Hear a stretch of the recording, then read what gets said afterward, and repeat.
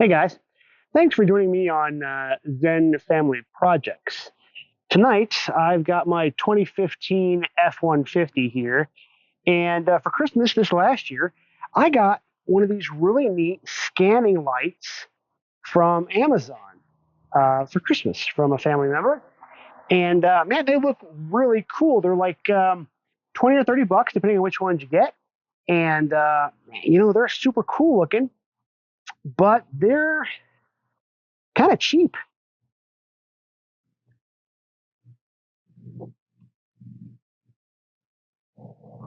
Come on. Come on. Oh, almost had it. There we go. Oh, nope. There we go. Yeah. Yeah, that's pretty cool, but yeah.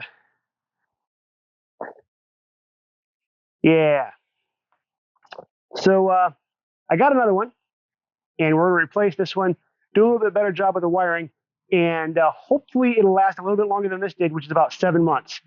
So we're going to see. Stick around.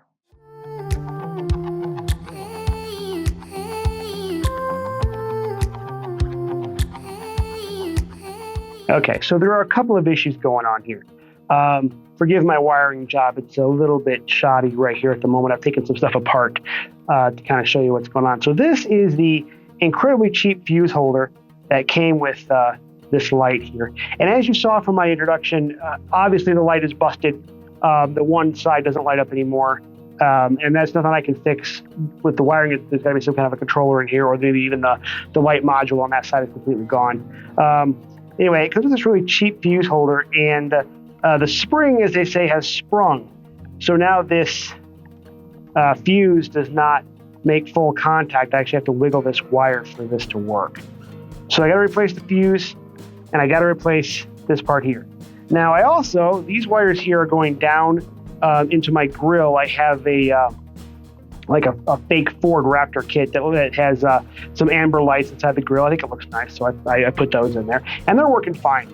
But unfortunately, when I wired this the first time, I used one of these, which is a waterproof connector. I love these. I'm going to put a link down in the description about where I get these or what they are from Amazon. These are fantastic. I use them all the time.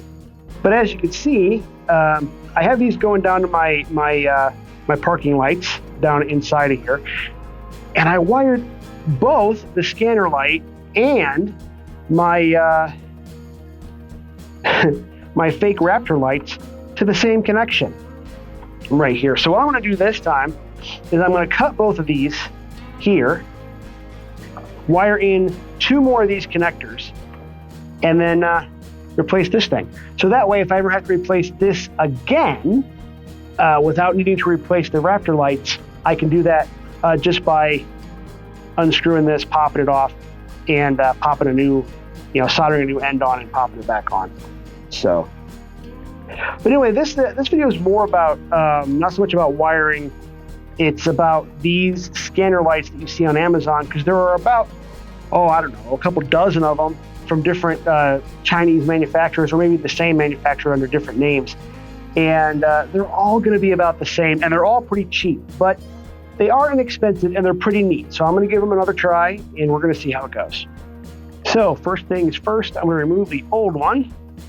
And since this fuse holder is no longer serviceable, I'm just going to cut it right before that fuse holder.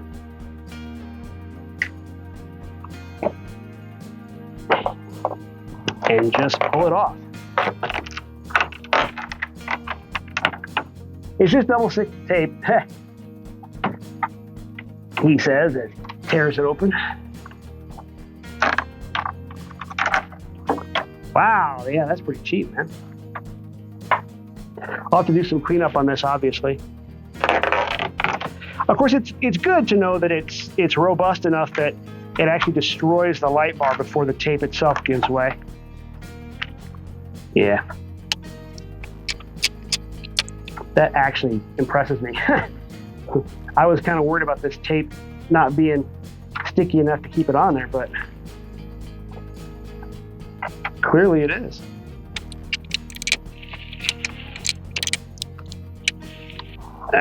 Come on.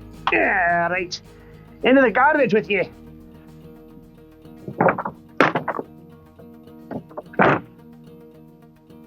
All right, now I'm just going to clean this up. I won't make you guys suffer through that. All right, that's as clean as I'm prepared to get it. And so here's my new one. It's basically exactly the same as the old one. I'm just going to do a real quick test fit on here to make sure that it goes across as far as I expect it to. And it pretty much does. So I got the right size. This is 71 inches, by the way, in case anybody's wondering, for this model and year of truck, again, 2015 F-150. Now what I'm going to do is I'm just going to clean off the adhering surface here with some isopropyl alcohol. I actually have a mix here that I use all the time. It's isopropyl alcohol and water. You don't really need straight isopropyl alcohol for this. Makes it about, I think, 20% or 30% alcohol when I mix it this way. It's also not as harsh on paint, so I use it a lot for cleaning off things prior to sticking things to them, or make it ready for adhesive, basically. And make sure that all the solvents are off and any dirt or dust or grime is off of there. That's one of the reasons, I think, why it stuck so well when I was taking it off earlier, is because I try to do a pretty good job of cleaning stuff before I stick it. This part's pretty self-explanatory. You basically just stick it on. Just kind of make sure that it's in a good spot here. I'm just doing a more thorough test fit to make sure that it's gonna be about the length that I want. I actually think this may be longer than the other one, which is good. The other one wasn't quite long enough. So yeah, we're going actually all the way end to end here, so that's good. And make sure that your light, the LED part, is sticking out, or that will be a good way to kick yourself in the teeth if you install it backwards. The one that I got has double-sided tape on both sides. That way, you can install it either on the top or on the bottom, facing out, either way. So yeah, that way I can do it the way that I want it. Some of these, when you're buying them, just be careful. They only have adhesive on one side. So you have to make sure that the one with the adhesive on only one side is going to work for your application, whether you want to install the wire on the driver's side or passenger side of the truck, or the light on the top or the bottom of your hood. So you start by just peeling a little bit at a time, and once you've kind of got it down, then you can begin peeling the rest. That keeps it from flopping around on you while you're dealing with it, and dealing with it maybe sticking back on itself, or sticking to things in a way you don't want. Make sure you get this pushed down real nice in these kind of corners here. Now, the nice thing about this particular truck and the way that this is going to be stuck on here is that the hood comes down on top of it, so it kind of sticks itself. Really, I don't have to do a whole lot of pushing or curing or anything. The hood kind of does that for me. I mean, this is dead simple to do. You just have to kind of take your time. And now I'll close the hood, and there it goes. They're good. Now it's got the hood closed on it, and you can kind of see it underneath there. Looks pretty good. Now we'll wire it up.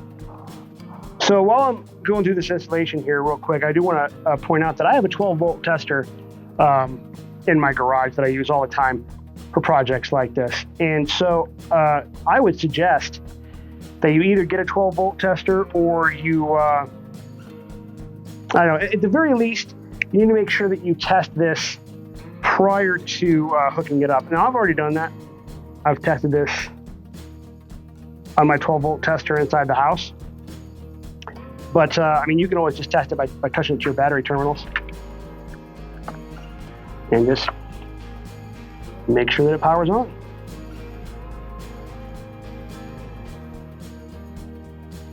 And there we go.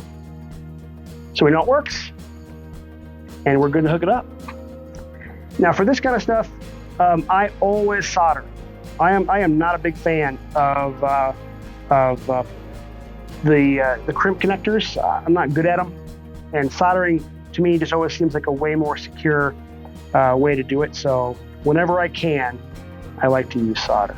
So that's what I'll be doing. But I'm going to be putting these waterproof connectors on both sides so that I can disconnect it easier in the future. All right, here we go. Moment of truth. I got all my wires all tied up, loomed up, zip tied, ready to go.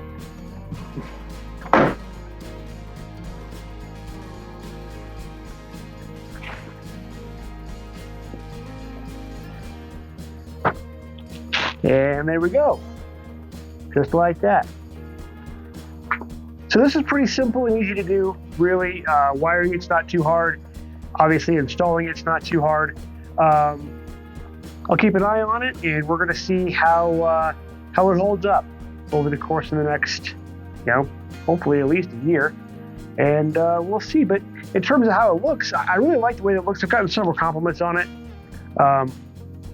Every time I start the truck, it does that little scanner thing. Driving down the road, this is actually on all the time with my parking lights. So it's like a little bit of extra visibility, driving around.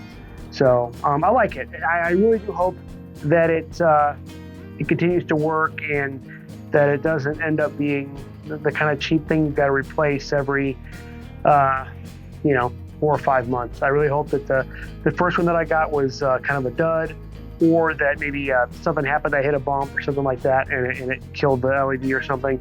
Hopefully this one will last longer. If it doesn't, I will let you guys know.